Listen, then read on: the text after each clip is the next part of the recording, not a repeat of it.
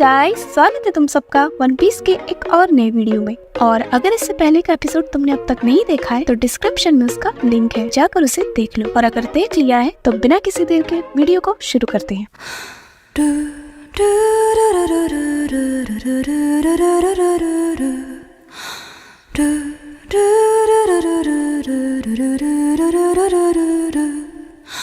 तो last episode में हमने देखा था जहाँ पर रॉबिन टॉय में बदल चुकी होती है और टोनटाटा किंगडम के लोगों को ट्रैबोल पकड़ लेता है, जिसके बाद उसॉप वहाँ से भागने लगता है। और फिर हमें दिखाया जाता है ट्रैबोल लियो और बाकी सबसे कहने लगता है कि ऊसलैंड ने तुम लोगों से झूठ बोला और वो कोई हीरो नहीं है, जिसे सुनकर टोनटाटा किंगडम के लोग बहुत ही ज्यादा निराश हो जाते हैं। और फिर लियो उठकर खड़ा हो जाता है और कहने लगता है कि ऊसलैंड हमारा हीरो है और एक हीरो कभी भी झूठ नहीं बोलता। जिसके बाद हमें दिखाया जाता है कि ट्रैबोल टोनटाटा किंगडम के लोगों को एक एक करके अपने पैरों तले कुचल रहा होता है और उन लोगों की चीख को सुनकर उसॉप से रहा नहीं जाता। और फिर उसॉप वहाँ पर पहुँच जाता है और लियो और बाकी सबसे कहने लगता है कि आखिर तुम लोग मुझ जैसे इंसान पर इतना ज्यादा भरोसा कैसे कर सकते हो, जिसे सुनकर टोनटाटा किंगडम के लोग चौंक जाते हैं। और ट्रैबोल उसॉप से कहने लगता है कि तुम्हारे कहने का मतलब ये है कि तुम यहाँ बस ये कहने आए हो कि तुमने इन सबसे झूठ कहा था, है ना? जिस पर उसॉप कहने लगता है क्योंकि अगर मैं ऐसा नहीं करता तो ये बेवकूफ लोग यहाँ पर मरते दम तक मेरा इंतजार कर रहे होते, और अगर ऐसा होता तो मैं रात को चैन की नींद कैसे सोता।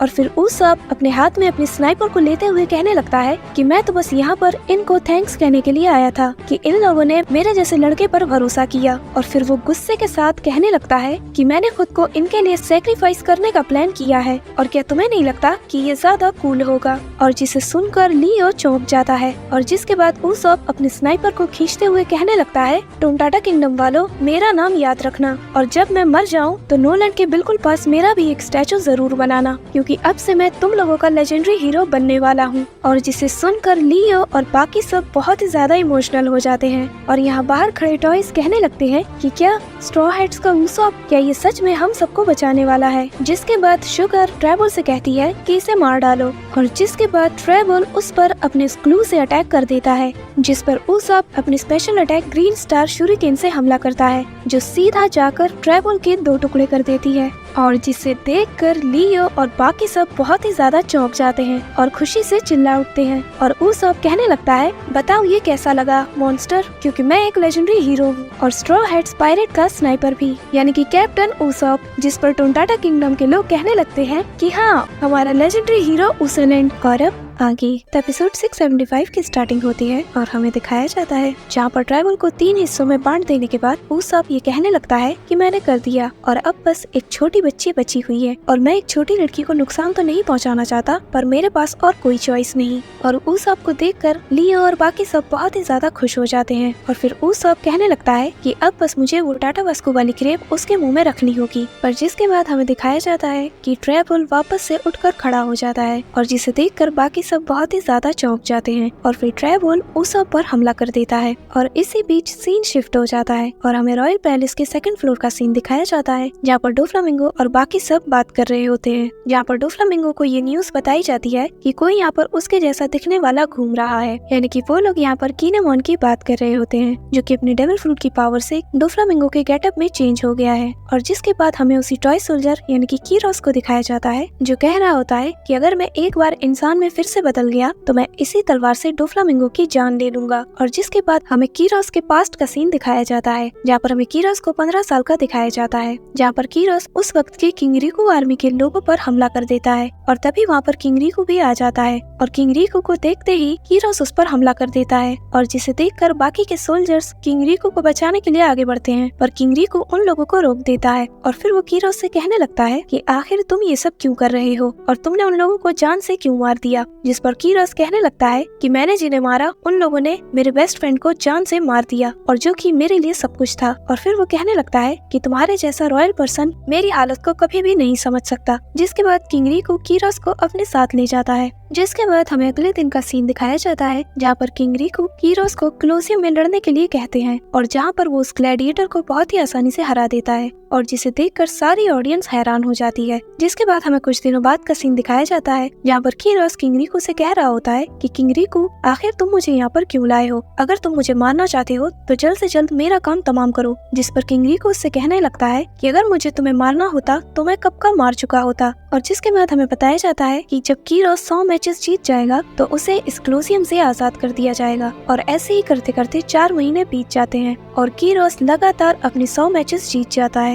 और जब कीरोस अपनी जीत का जश्न मना रहा होता है तो कोलोसियम के अंदर बैठे ऑडियंस के लोग उसके बारे में बातें बना रहे होते हैं कि क्या अब इसे आजाद कर दिया जाएगा और अगर ऐसा हुआ तो ये फिर से लोगों का कत्लेआम करना शुरू कर देगा। और वो लोग इसके बारे में बहुत सी बातें बना रहे होते हैं और जिन्हें सुनकर कीरोस को बहुत गुस्सा आता है और फिर वो किंग रिको से कहता है कि मैं यहाँ से वापस नहीं जाना चाहता क्योंकि मैं एक ऐसी जगह पर वापस नहीं जाना चाहता जहाँ पर लोग मुझे देखना ही नहीं चाहते। जिस पर किंग रिको उससे कहने लगता है कि भला तुम्हें कब से लोगों की फिक्र होने लगी। और ऐसे ही करते करते सालों बीतते जाते हैं और कीरोस 100, 200, 300 और फिर 4 साल बाद वो अपने लगातार 1000वां मैच भी जीत जाता है और अब वो लोगों का चहीता भी बनने लगता है। और जिसके बाद हमें रात का सीन दिखाया जाता है जहाँ पर कीरोस को अपने पास में किए गए वो सारे काम याद आते हैं जो कि उसे नहीं करना चाहिए था और अपने इस सपने को देखकर उसकी आंख डर के मारे खुल जाती है। और जिसके बाद वो अगली सुबह उन लोगों की कब्रों पर जाकर उनसे माफी मांगने लगता है जिसे देखकर किंग रिको उससे पूछने लगता है कि कीरोस तुम आज फिर से यहीं पर हो। जिस पर कीरोस उससे चिल्ला कर कहने लगता है कि तुम चुप रहो, तुम कुछ भी नहीं समझ सकते और मैं चाहे जो भी कर लूँ मैं हमेशा एक मॉन्स्टर ही रहूंगा जिसने की अपनी सारी जिंदगी बस लोगों का कत्लेआम किया है। और जिसके बाद कीरोस बहुत ही ज्यादा भावुक हो जाता है और वो रोने लगता है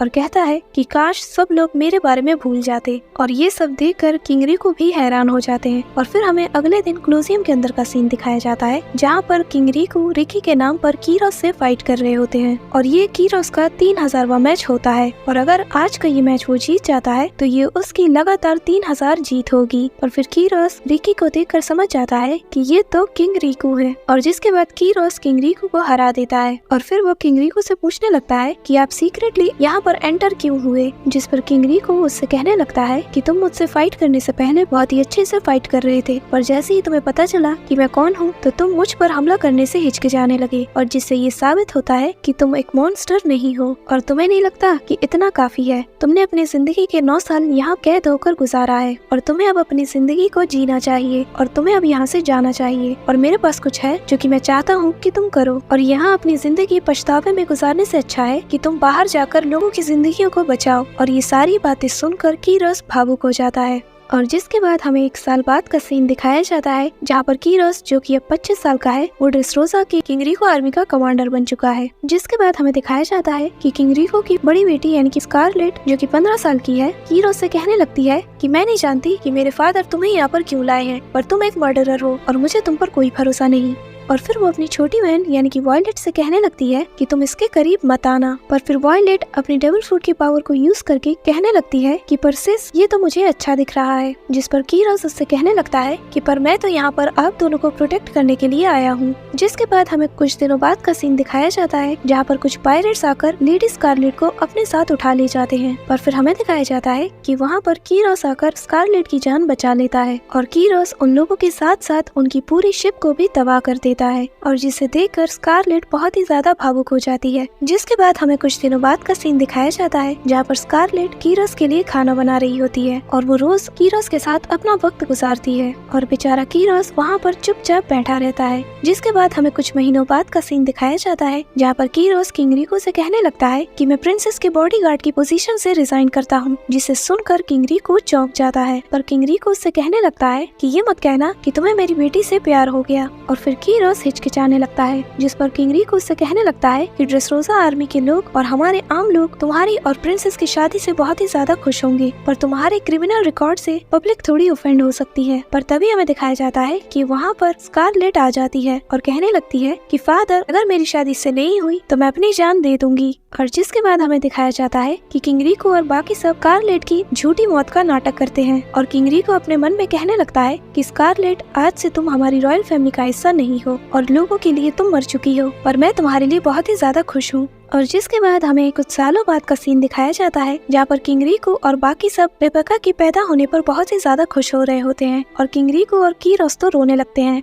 और जिसके बाद हमें दिखाया जाता है कि किंग रिको रेबेका से मिलने अपना भेष बदल कर रोज आया करते थे और फिर ऐसे ही सालों गुजरते जाते हैं और वो तीनों अपनी जिंदगी हंसी खुशी से गुजार रहे होते हैं। और फिर एक रात सब कुछ बदल जाता है। और अगर तुम वीडियो को यहाँ तक देख रहे हो तो मेक श्योर कि तुम इसे लाइक कर रहे हो। तो मिलते हैं नेक्स्ट वीडियो में, तब तक के लिए बाय।